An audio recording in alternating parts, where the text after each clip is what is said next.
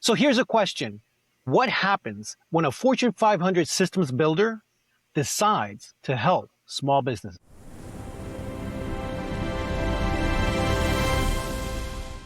Our guest is the founder of Dynamic Business Capabilities and brings over 25 years of technical and management experience across telecommunications, software development, government consulting, Fortune 500 environments.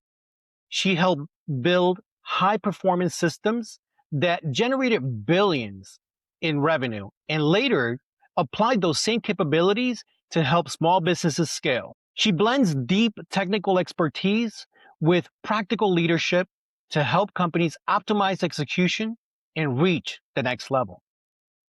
Glovisor welcomes Gretchen Richards. Hi, Joe. Thank you for having me here today. Oh, you're welcome. Looking forward to the conversation. Yeah, of course. All right, so let's begin. Tell us your story. What inspired you to create Dynamic Business Capabilities? And what problem were you determined to solve? The problem that I'm really passionate about that I want to solve is improving the small business success rate. You know, when I started my business and I heard that 50% of small businesses go out of business in the first 5 years, I was stunned and I thought, that can't be true. It can't be that hard.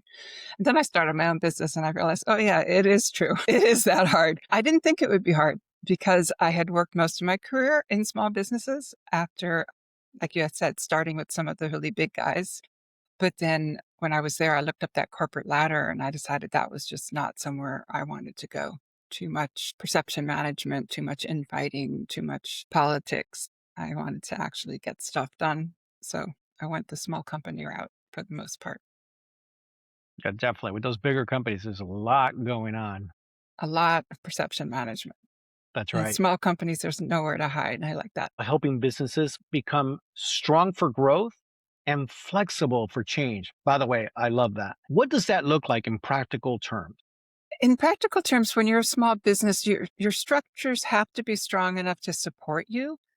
Otherwise, you can grow too quickly and just kind of crash down upon yourself. But on the other side that you have to balance is if your structures are too robust, it actually hampers your growth because your advantage as a small company is that you can turn on a dime, right? You're light, you're agile.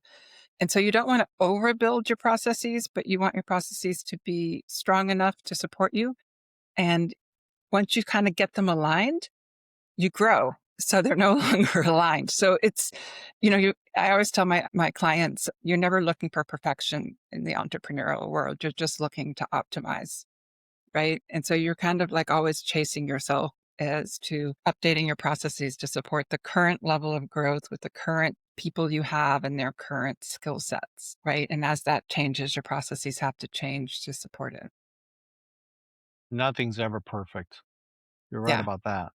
No, not in the entrepreneur world. That's I right. mean, we're risk takers and we act before we're ready. Otherwise, we don't get anywhere. So perfection's out the window with those two criteria. That's right. And that brings me to the next question is many business owners grow revenue, but they are struggling operationally. What's the biggest mistakes companies make when scaling? Well, I think there's a couple of different mistakes. So I think one is not doing enough market research, right? I think a lot of times there's sort of a desire to get everything in place and be ready.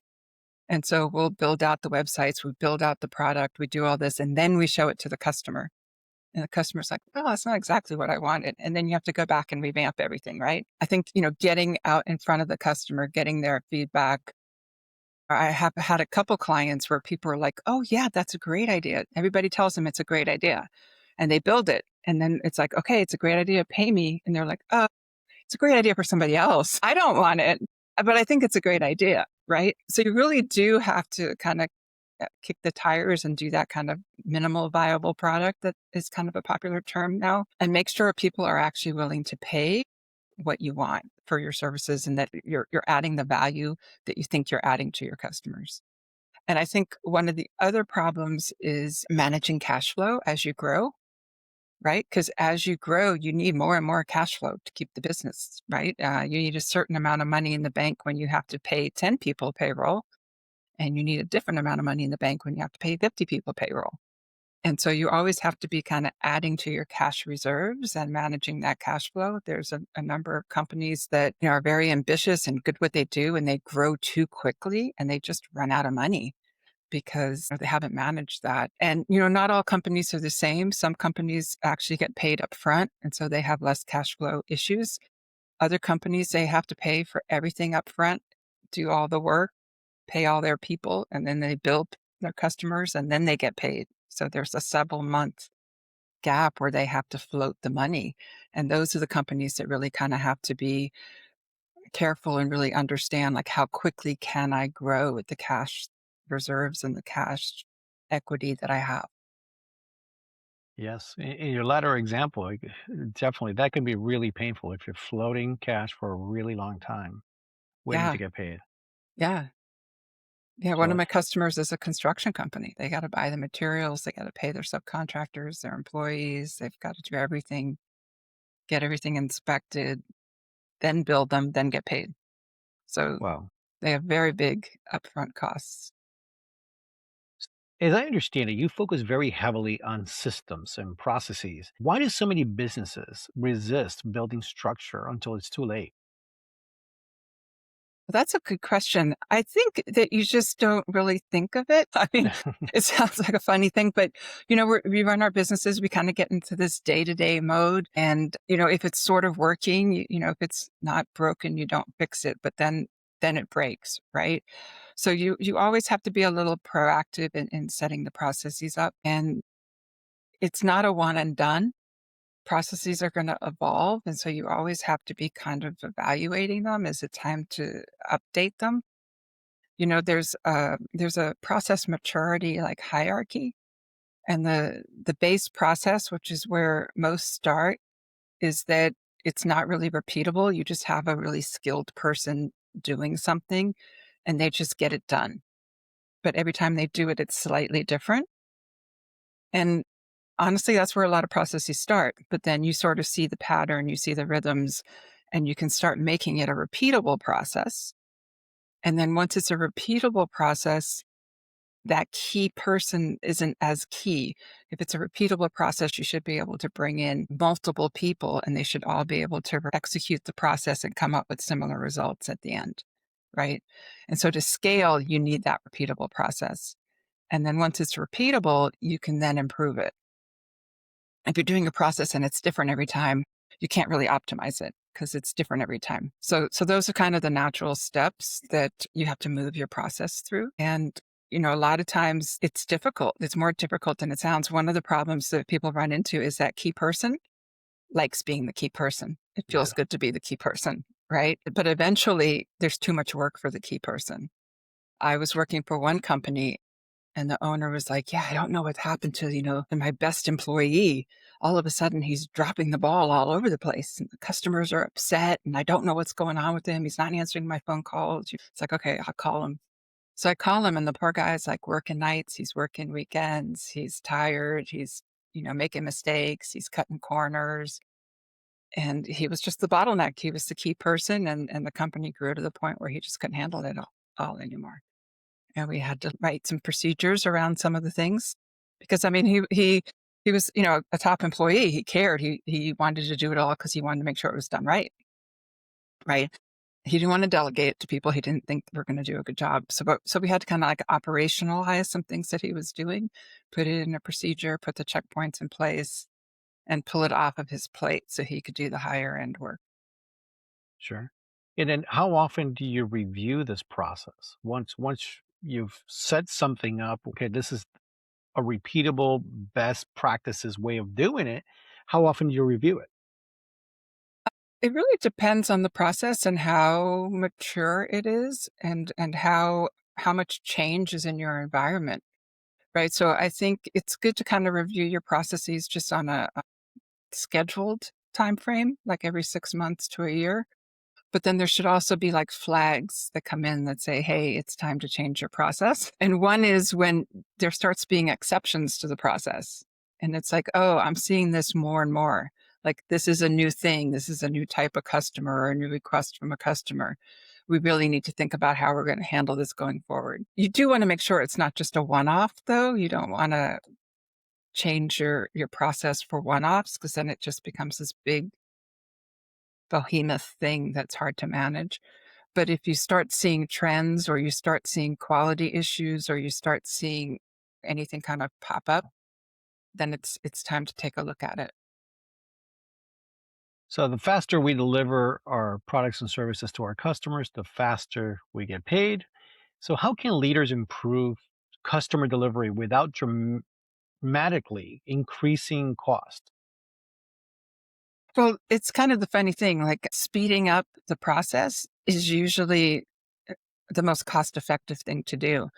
A lot of times you can get faster speed and quality at the same time. It's really looking at it and making sure um, that things are running properly. And for things to run properly, everybody needs to know like their roles and responsibilities. They need to have the information that they need to do their jobs. They need to know what they're getting from the upstream people, what the downstream people need from them. I think the job of management is just sort of to look down the road and see what the obstacles are, and get them out of the road so that when the people come, they can just go smoothly down the road. So management should always be a little more forward looking than their employees, and making sure that things are taken care of and out of the way for them. But the process, people kind of eyes glaze over if I like if I'm at a networking meeting and someone says, "Oh, you do process work." It's just like they shut down, right? Like, all right, nice to have met you, bye. But I think that's because a lot of people don't do it well, and they produce huge amounts of documentation. And that's just not useful, because nobody is going to update anything like that. It's too bulky. It's too heavy. Things change too quickly for that. I like to do process in a really light kind of way. And one of the things I think people get wrong with process too is who should define what the process is, right? So kind of the older model with the bigger companies is that management says this is what the process is. But then you hear people say like, why do I have to do it this way? I have to jump through all these hoops. It doesn't make sense, right? And then for the smaller companies, you see business owners tend to just let their people develop the process. But then you have people say like, I don't know who to go to. I don't know where to get the information. Nothing's the same. Everybody does it differently, right? So you kind of need the big picture, and then you need the expertise of the people doing the job. The way I like to do process and procedures is I think management should say what the process is, which is really a roles and responsibility thing. And I like to do process just in one diagram. And it's all the different people and systems and how they interact. It's almost like a big interaction diagram. So like, what are the handoffs? What's the information that's going between them? How does it get there? What's the transport method? And just sort of how it all interacts. And I think management should define that, because it's a roles and responsibility and accountability thing. But then once you get into what does the actual person do, the how to do the job, that should be left to the people on the front line, and come up with like best practices on that. The only part that management should really be involved in that is the end product. Right. So management should define like the quality standards, or what they want the customer experience to be, that the procedures end up to. But how do you get there? That's where you have to let your people be creative and innovative and come up with like clever ideas that you would never think of, because you don't do what they do.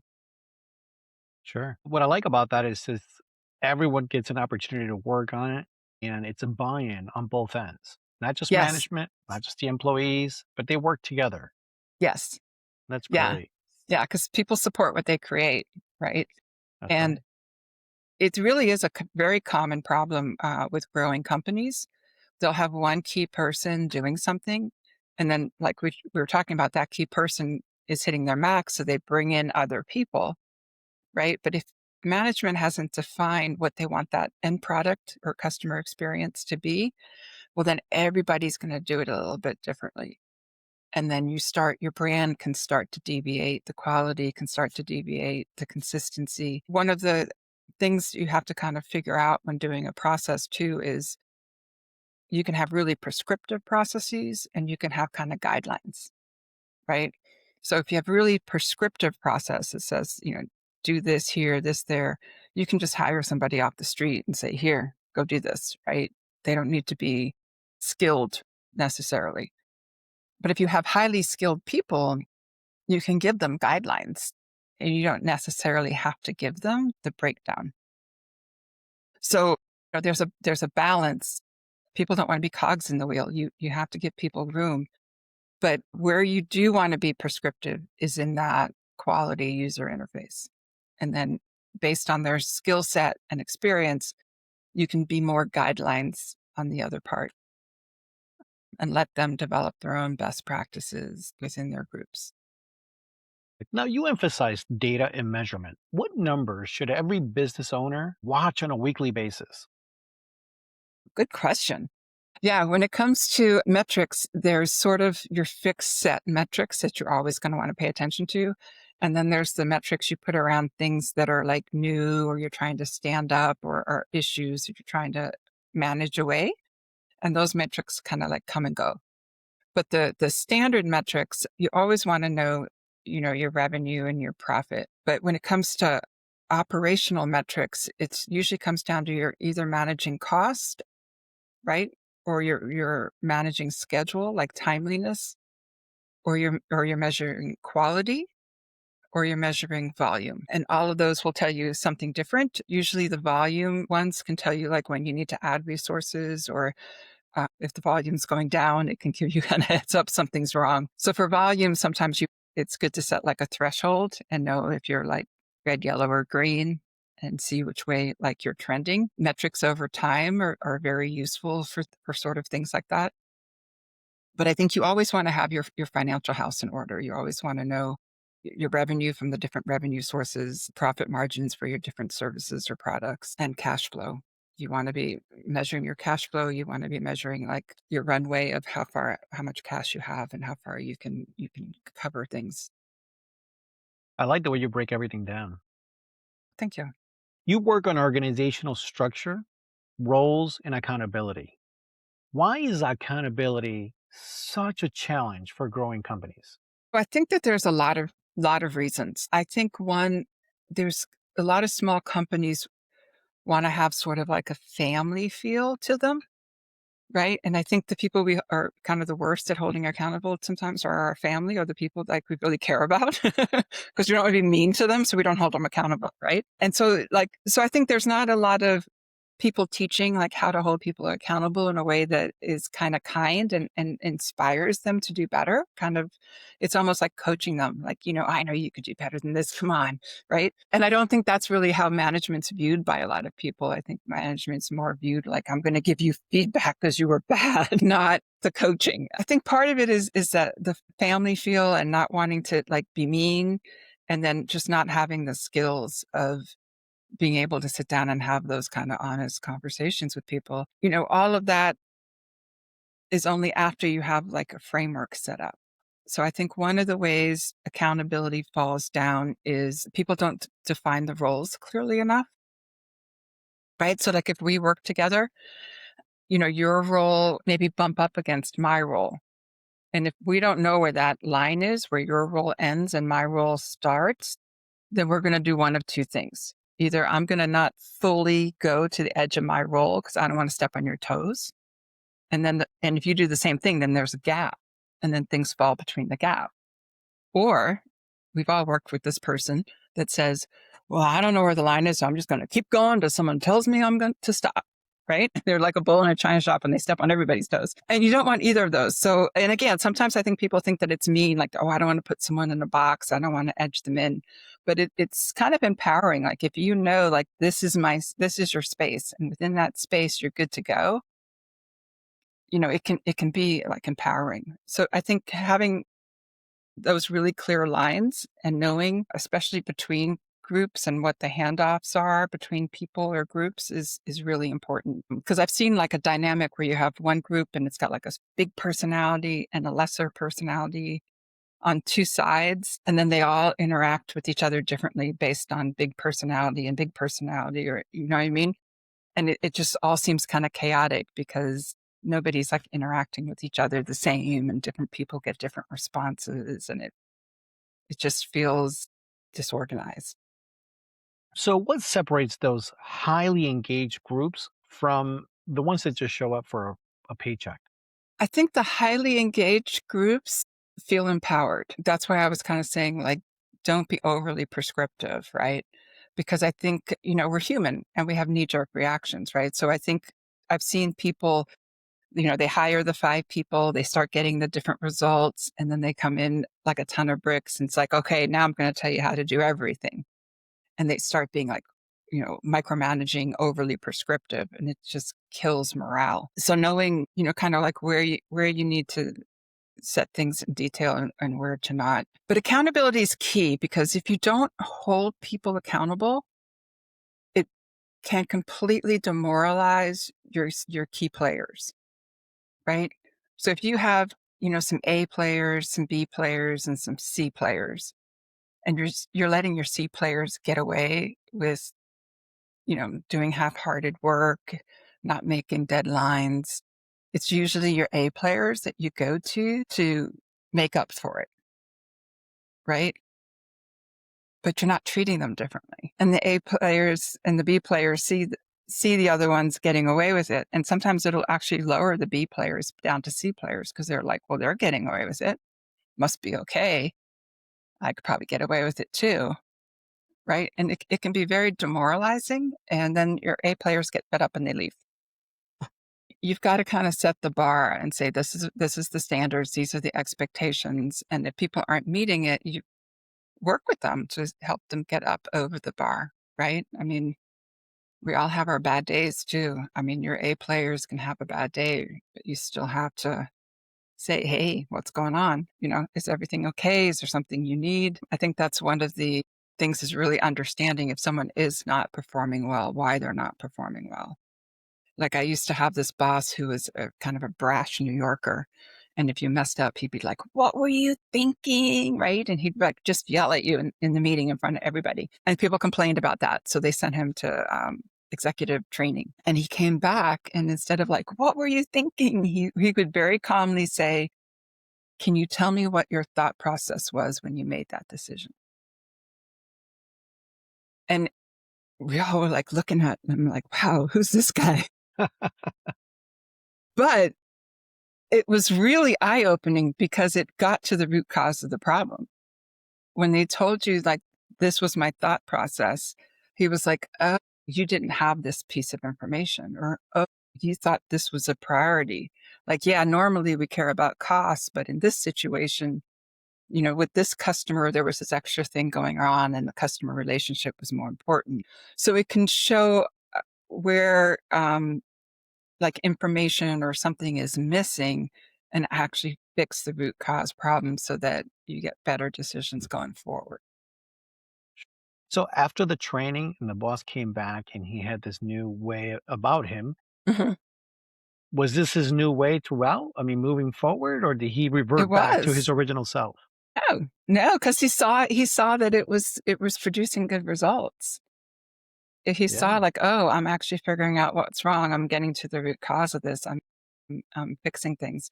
And it did boost morale, which I think was your original question. So as humans, we evolved like in tribes, right? And the tribes, everybody kind of takes care of each other and feels safe within the tribe, right? And I think that's our human nature. You're with a group of people you like, and you will go out of your way to support them. You take care of the ill or the elderly, right? But if it's not safe, like, let's say a lion comes into the tribe, then everybody runs, and it's every man for himself.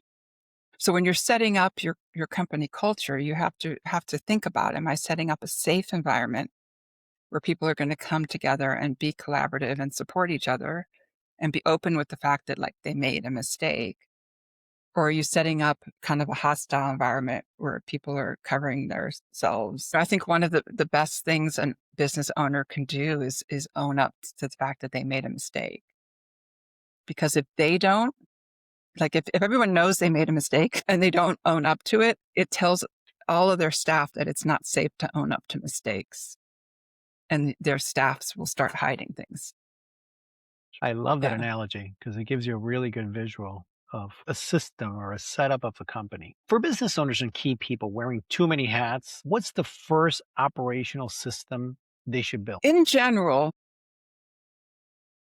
I think the 80-20 rule applies to a lot of things.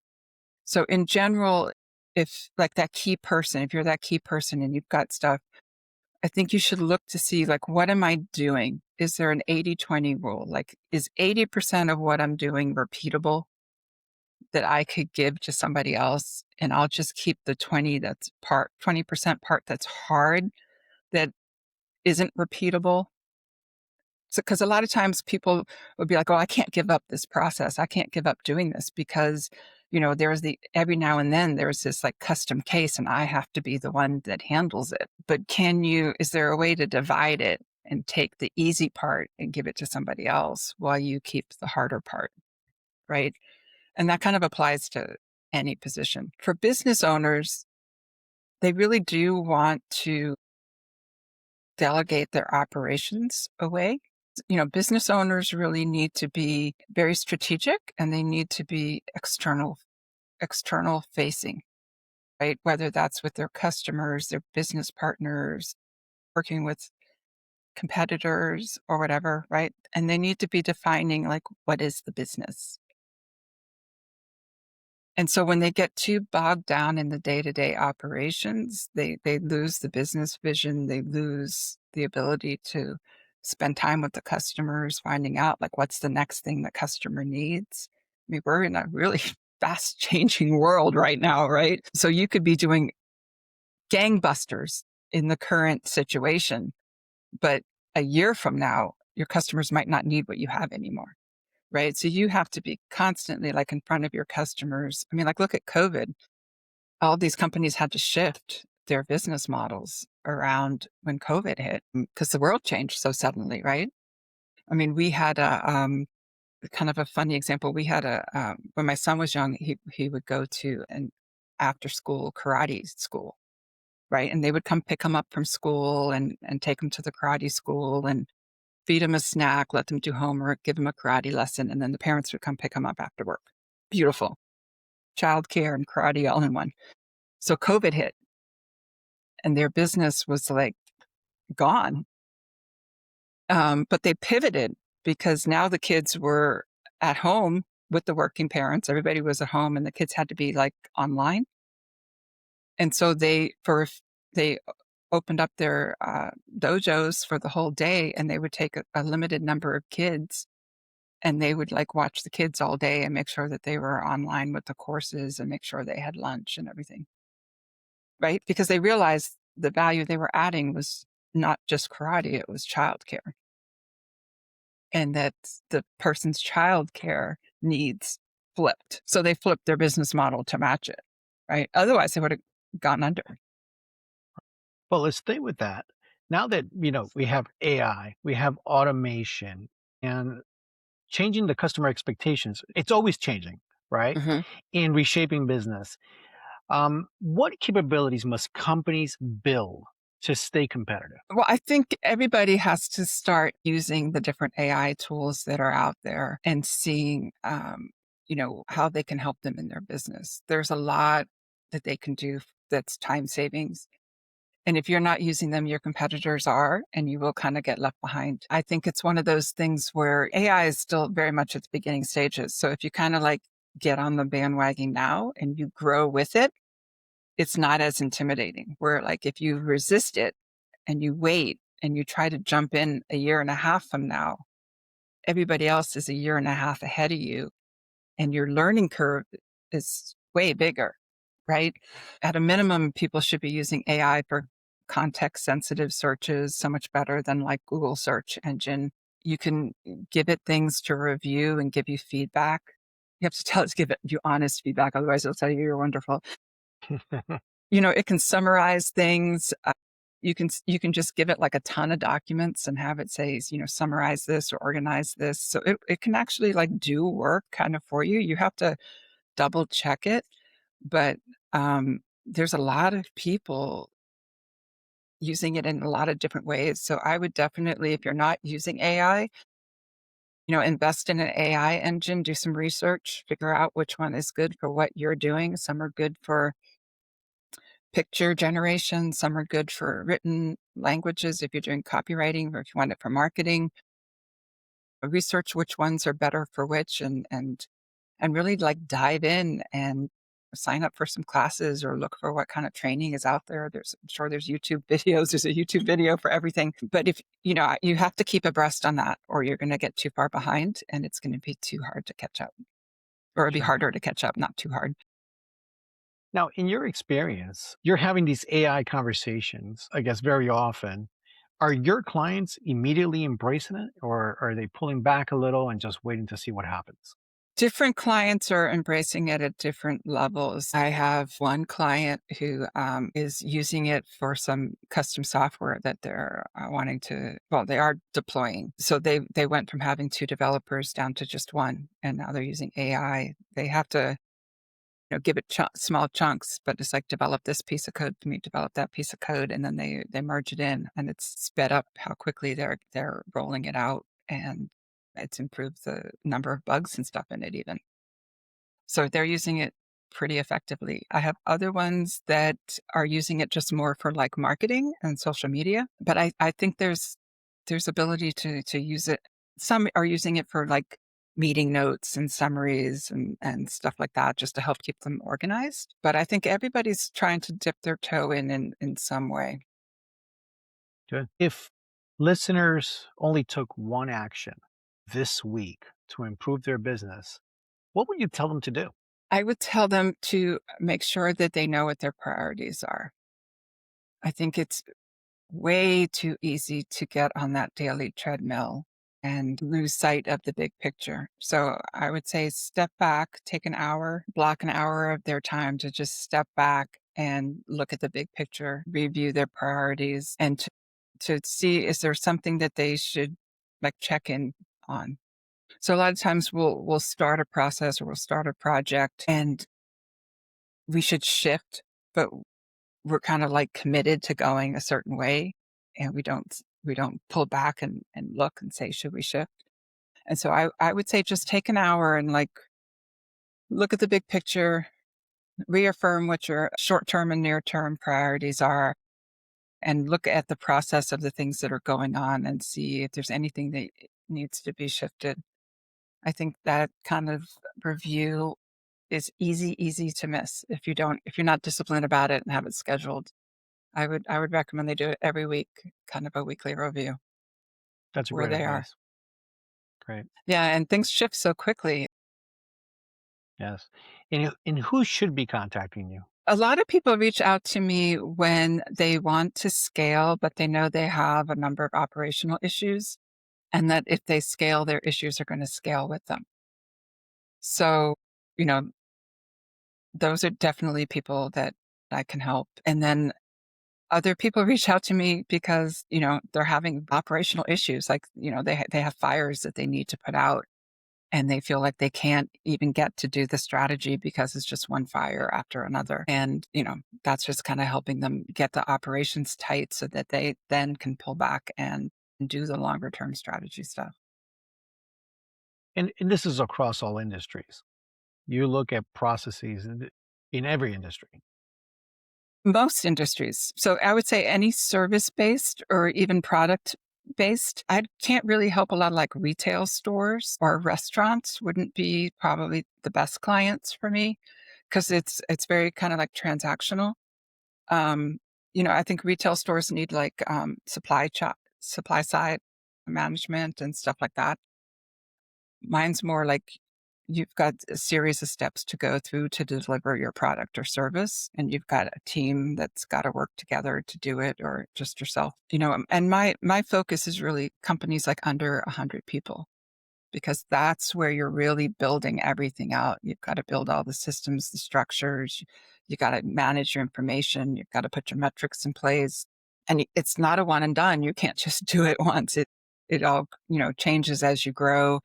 There's kind of common issues as you grow. You start with a group of less than 10, and then as you go to like 20 and 30, some of those people want to leave because they don't want structure. And then some of those people don't necessarily fit in the organizational boxes that you want to build your company on.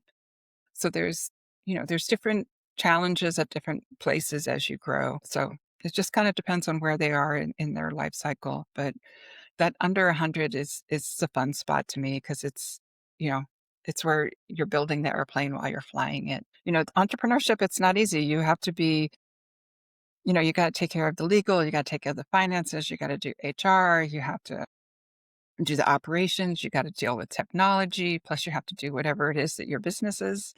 It's a lot. And you can be doing 90% of it really well. And just that last little 10% is bogging you down. I think most of my clients are doing 90% really, really well, right? They're successful, they're profitable, but they have that little piece that's holding them back. And sometimes you just need someone from the outside to give you that different perspective. Sometimes you just can't see it because it's too close.